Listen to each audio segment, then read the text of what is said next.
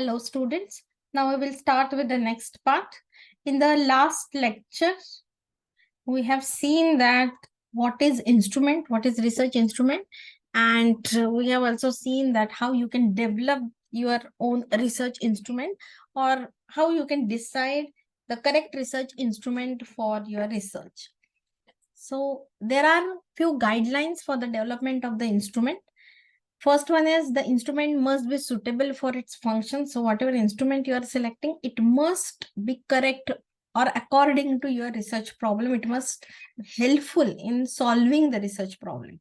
The research tool will only be effective only as it relates to its particular purpose. So it may be like that, or it may happen that for different research purpose in the same research problem, you may need to use different research instruments. So you have to choose the research instrument for a particular purpose, and if you are developing the research instrument, you must develop it in such a way that it should fulfill your purpose of the research problem. Then the instrument must be based on the theoretical framework. So whatever theoretical problem you have stated, whatever data you have to solve it, accordingly you have to develop the instrument.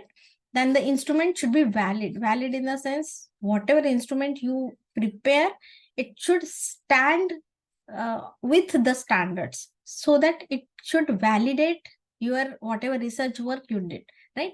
The content of the instrument must be appropriate to test the hypothesis or answer the question being studied. So whatever instrument you are going to prepare, it should be prepared in a very appropriate way. It should test your hypothesis. You know what is your problem, what you have hypothesized, and it should give answer to the question you are going to study. Many a times you are not doing any hypothesis, you may have a question to solve. So at that time it should able to solve or answer, it should help in solving or answering your question.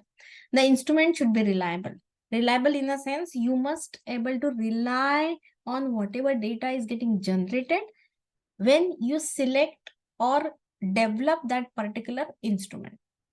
The devised research tool should provide comparable data every time the subject uses the instrument. So whenever you have to develop the instrument in such a way that whenever you're using it, you could get the comparable data. You must able to do the comparison between the data or whatever available data with other data. So an instrument should include an atom that directly asks the hypothesis. So again, it should be related to the hypothesis. It should take care of the hypothesis. The research tool should be designed and constructed in such a way that cheating is minimized. So there might be some instruments which are available, and there is a chance that I could able to cheat by using those instruments, but then obviously it is going to affect on your research work. So whenever you are developing a new research instrument, you must take care of this cheating part. It should be minimized.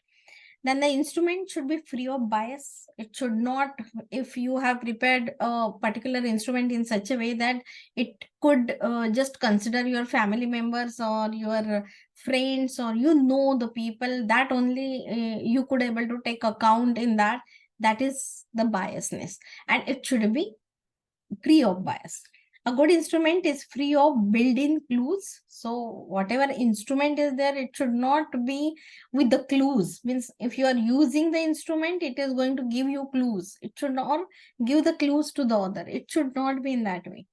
The instrument should not contain measures that function as hints for desired responses. In a sense, here even in the first, that good instrument is free of built-in clues and desired responses, means you have to prepare. Suppose you are using questionnaire as an instrument, so your questionnaire question should not be in such a way that it is giving clue that what answer you are expecting, right, or what answer you want. So accordingly you are going to get the desired responses. That should not be included, or the instrument should not be developed in that way. The researcher may need to read extensively and identify actually which aspects you should include into the instrument. For that, you need to study the theory appropriately, need to do investigation. And that's why in the last slide, we have seen that whenever you want to develop an instrument for the research, always expert is required, the expert opinion, or you should develop a new instrument with the researcher or expert person. Now, what are the types of instruments? One is questionnaire, second is checklist, third distribution, fourth interview, fifth observation, sixth record, seventh experimental approach, and eighth is survey approach. So we will see all of them in short. So the first is questionnaire. What is questionnaire? Questionnaire is the series of questions which are designed to give information which is filled by all the participants in the sample. Now you all know very well what is population, what is sample. So you are going to give questionnaire only to the sample. They are going to fill it up, and on that basis, your research will progress, right? So this can be gathered either by oral interview, means questions you can ask orally, that can also be considered as a questionnaire, or by the written questionnaire. Written questionnaire is very well known. So many a time you must have also filled some questionnaire which some researcher or some of your friend is doing some research on some topic, and they give you the questionnaire, fill it accordingly. So whatever you feel, you accordingly fill as per the research topic. So that is when you are answering the question, the data is getting generated. So this is the most common type of research instrument, that is the questionnaire. Now, what are the advantages of questionnaire? It is relatively simple. You have to just make it the questionnaire, what is related to your problem, which should give you the correct data, and distribute it and then collect it. Like less time is consumed because you can do it within a very short period. You can visit some, suppose you want to collect the data from the school students, some data. So visit 4, 5, 6 students one day, visit one another school, third day third school, fourth day fourth school, fifth day fifth school. Just give them the questionnaire and just collect it back on at the same time. Give them half an hour and collect it back, or you can just collect it next day also. So it is within a less time, within 5 or 6 days, see, your data is getting generated. Then the researcher is able to gather data from a widely scattered sample. So as I said, from one school, maybe from one end of the Pune, another is from another end of the Pune, and the scattered samples, I can collect the data within a very short period, right? Now, what are the disadvantages of the questionnaire? Responses to the questionnaire lack depth, because many a time you give the questionnaire and many of them, even though they are acting as a sample, it is not necessary that for each and every question they will think deeply and then answer the questions. It may not happen. So the respondent may lack the depth of, or they don't know anything about your research topic, and accordingly they respond, right? So whatever data you really want to generate, you may not get, right? Then there is, so that is actually the skill, that how questionnaire you are preparing. So preparation of questionnaire should be taken into the taken with the utmost care, so that whatever they write, you should at least get the proper data from their answer.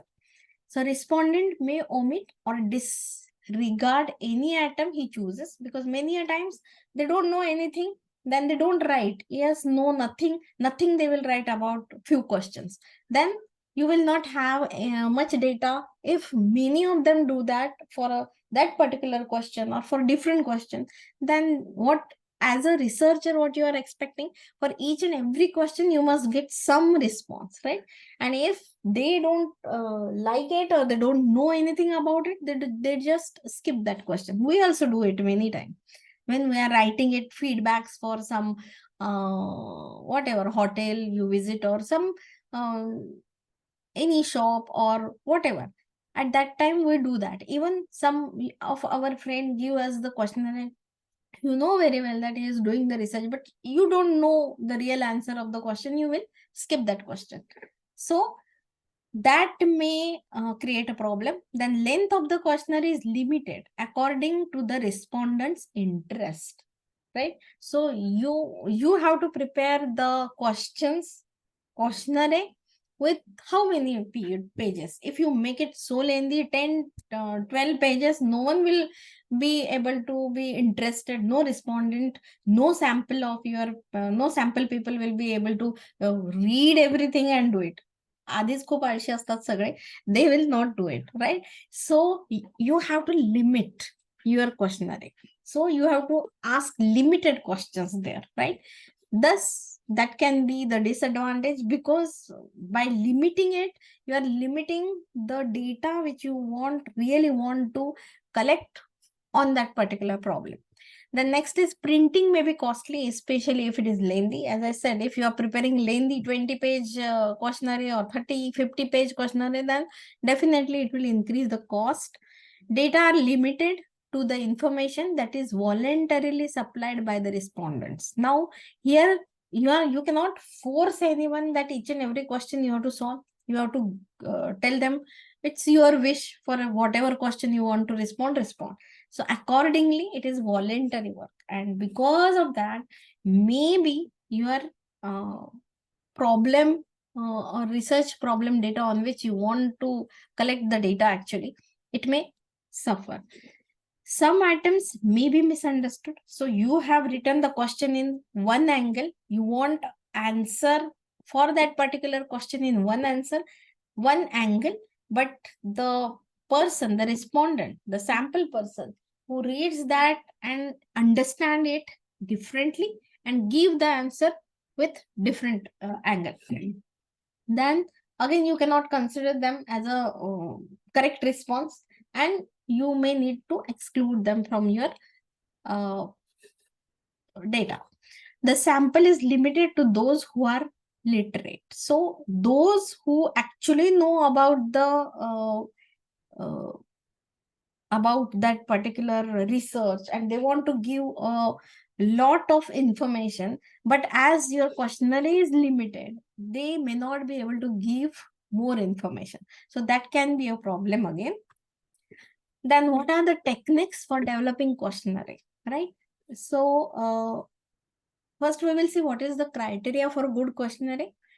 Good questionnaire must have clarity of language. So whatever language you are using, it should be understandable to the respondent. If you are using very hi-fi English and the respondent is not with that particular level, then he won't understand half of your words. So he will not respond it accordingly, right?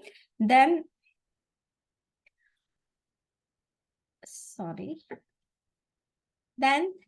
singleness of the objective.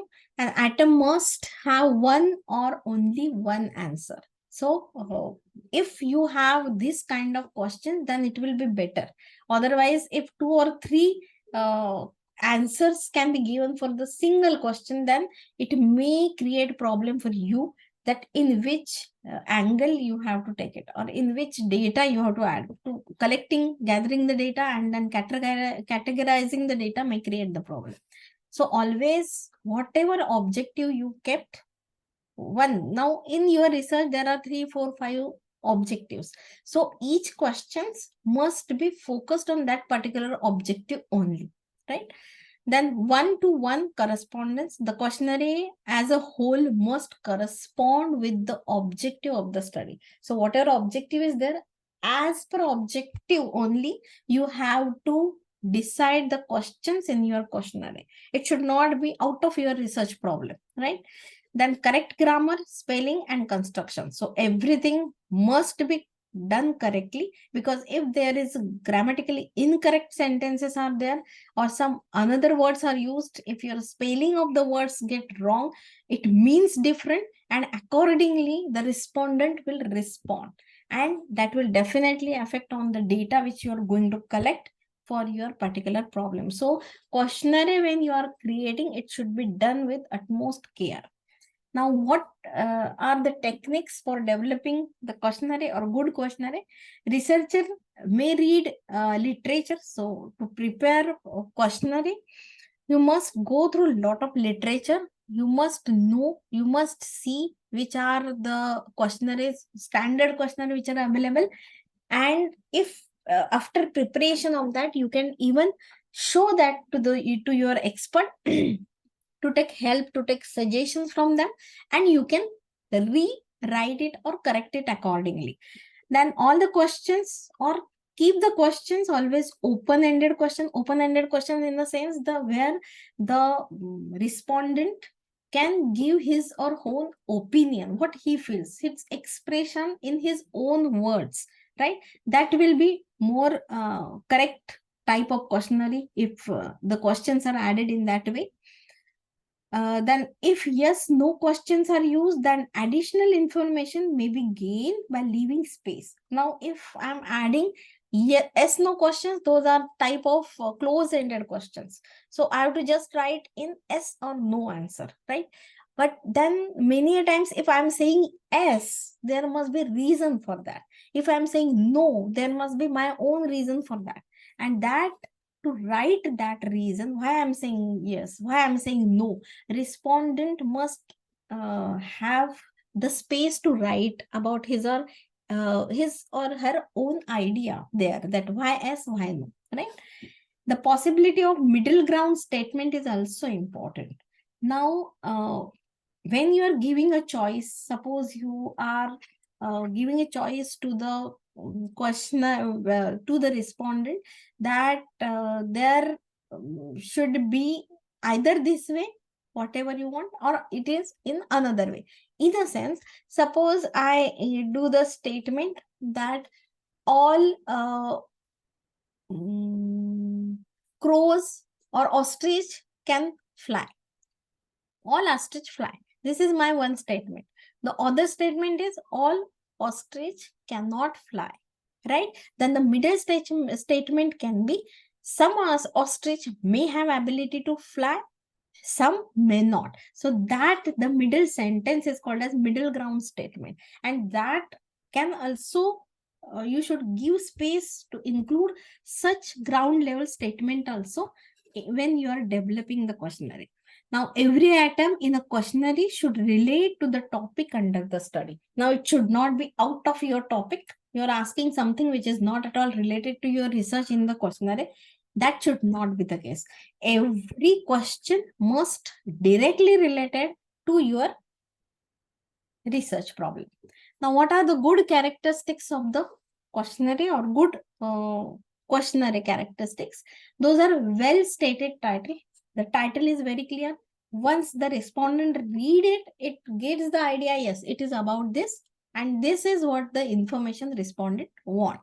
Then second, has a statement of purpose. Now, why I'm collecting this data, why I'm doing this research on this, that statement of purpose should be very clearly given in the questionnaire. It assures the respondent about the confidentiality of responses. So whatever response I'm giving, the researcher must assure to the respondent that it will be remain confidential.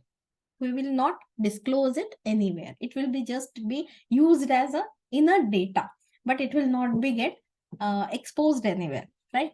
So it is designed, the good questionnaire is designed to achieve the objective of the study. So whenever a good questionnaire you see, always all the questions are placed it in such a way that they are directly related to the objectives, and thus they are achieving whatever answers are needed by the respondents related to that study.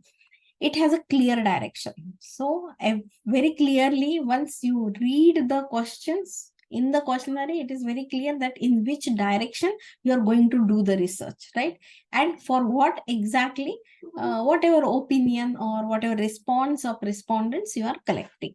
It should be clear to the respondents. There are no double negative questions. Double negative questions means there should not be in one question two negative words. It should not be there, right? So, because if it is so, then the giving answer to the respondent will be very difficult. Then, you should avoid double-barreled questions in the questionnaire, and the design correspond to an easy tabulation of data. So whenever you are designing a questionnaire in such a way, whatever data is getting produced, you can easily collect that data and you can make a good table of it. So tabulation of the data must be easy if your questionnaire is good. Then what is the degree of structure of questions? You should include it into the good questionnaire. One is open-ended questions you can add. That is, it gives the respondent to ability to express his or whatever his or her opinion in their own words. Then second is close-ended or fixed alternative. So here this allows the subject to choose one given alternative. एक कुठला तरी choose करायचं. There is no, you cannot express, or the respondent cannot express it in their own words. Now, specific types of close-ended questions. Dictamous questions. Now you can see here the example. This requires that the respondent to make the choice. Yes or no, male or female, or married or unmarried. Example is, have you been liked? So it is yes or no. You have to give only one answer. Now you can see here the examples, more examples which I have written it here, open-ended questions and close-ended questions. So if we take the first question, what do you like best about our product? This is open-ended question. Now I can write that I like the product's consistency. I like the product's, suppose it is a dye. I like the color of the dye, its consistency, it's safe for the skin, it's very smooth. All this I can add. But if it is close-ended question, on the scale of 1 to 5, what was your experience with being with our product? 1 being very bad and 5 being very good, right? Now I have to just scale it out. Your product is 1, 2, 3, 4, 5. It's 1, 5, or it is in between, right? So what will you like to see improve on this application? So this is open-ended question. I can write it in my own words. Now, in closed-ended question, did you like using our application? Yes or no? हो किंवा नाही त्याच्यातच सांगायचं, right? So there is it cannot be answered in any another way. So these are many examples. I will not go through each and every example. I think with these two examples, these two examples, you must have understood well that what is open-ended question and what is closed-ended question. Now next is multiple choice questions. Now you're going to solve this RM paper with MCQ only. So in multiple choice questions, what is always there? You are given choices. It can be multiple at a time. You may able to select 2 or 3, or at a time only 1. So the example is, which color of visible light travels the fastest in crown glass? So you have to select only one answer here. Here also you cannot express what you want. So it comes under the close-ended question.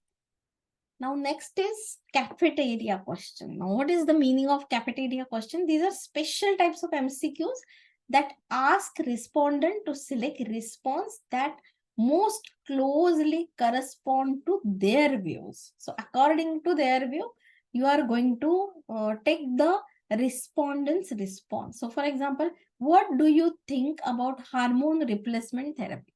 So here respondent is going to give his or her opinion according to the knowledge he or she has on the hormone replacement. So it is dangerous, should be avoided. One should be cautious while using it. I am uncertain about my views. It is beneficial, should be promoted. So as per the respondent's knowledge, the respondent is going to give answer. Now the next is rank order survey questions. Now here you have to give your answer in giving ranking. So first number, second number, third number. For example, please rank the following ice cream flavors as you like, right? So for example, chocolate second, vanilla first, strawberry third. So it may be reverse in you. That is chocolate 1, vanilla second, and strawberry second, and vanilla third. It can be. So here you're ranking them. Whatever chocolate flavors are there, you are going to give them rank. Whatever you like it or you don't like it. So if you don't like it, give it 10th rank, but you need to give the rank to them. Then the rating questions, where the respondents are asked to judge something along an ordered dimension. So here respondent need to judge, and accordingly, whatever is his or her judgment, accordingly he or she write the answer.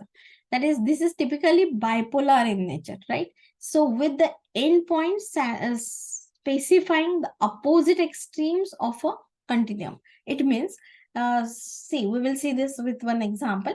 On the scale of 1 to 5, where 1 means strongly disagree and 5 means strongly agree. Now, what you have to give the information about the health center in Baragi, or you can say health center in Pune, provides you necessary services. Here, you are not saying yes or not. You are going to agree or disagree with centers. If they are providing you good services, you will say, I'm strongly agree. If you are not much agree with it, you will just say you are not very strongly agree. Sometimes you are getting good service, sometimes you are not getting. So at that time, you will just say agree. If you don't know anything, you will say uncertain. If you know that health center